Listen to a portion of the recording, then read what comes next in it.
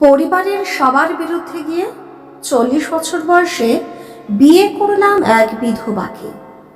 পরিবার থেকে তীব্র লাঞ্ছিত হতে হলো। সবার এক কথা, এতদিন অপেক্ষা করে বিয়েতে রাজি হয়েছিস, তাও এখন বিধবা একটা মেয়েকে বিয়ে করবি।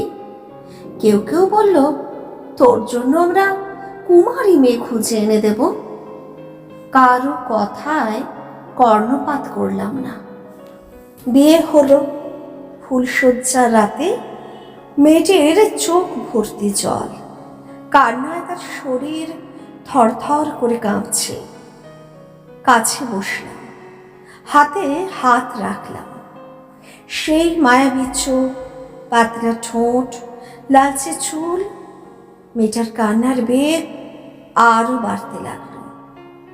কিছু বললাম না। কাঁদো, আজ ওর কান্না কেউ থামাতে পারবে না। ব্যালকনিতে কিছুক্ষণ দাঁড়িয়ে রইলাম, ভাবতে লাগলাম পুরনো স্মৃতি, ভালোবাসা, কথা দেওয়া, কথা নেওয়া। মেয়েটাকে কথা দিয়েছিলাম না পাওয়া অবধি অপেক্ষা করব।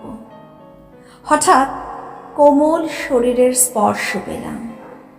মেয়েটা জড়িয়ে ধরেছে, কেঁদে কেঁদে বলল, তুমি একটা অসুস্থ পুরুষ, প্রচণ্ড পাগল।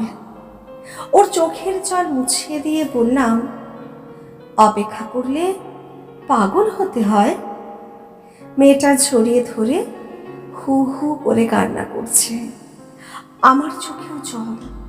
চোখের সামনে ভাসতে লাগলো সেই সন্ধ্যাকালীন সময়টা, যখন প্রেমিকার মাথায় হাত রেখে বলেছিলাম, তোমার কাছেই জীবনটা উৎসর্গ করলাম, যে কোনো পরিস্থিতিতে পাশে থাকব।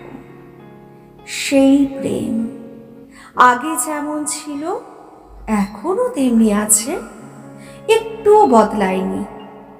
মাঝখানে কিছু সময় কেটেছে, ওর স্মৃতি নিয়ে শুধু এইটুকু কেন, বাকি জীবনটুকুও কাটিয়ে দেওয়া যেত।